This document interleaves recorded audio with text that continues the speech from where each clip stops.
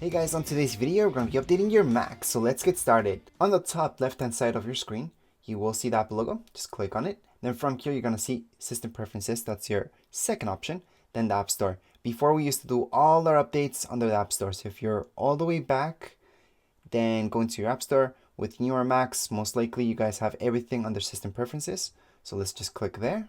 Once you pull up System Preferences, you will notice on the left hand side, there will be something like this, software update. So just open it up. Once we click there, it should say checking, and here we go. If we click on more info, we can see exactly how big this is. So this is really small. This is device support update. It's underneath 200 megabytes, which is very, very small. And that's because we need this for iPad OS. And yeah, let's just get started and click on install now. Once we do that, it's just gonna run the update. So we're gonna download it. So again, this shouldn't take that long. However, it does depend on your internet speed. So for some of you, this could take a while. For others, this could take just a couple seconds, like you will notice in this video.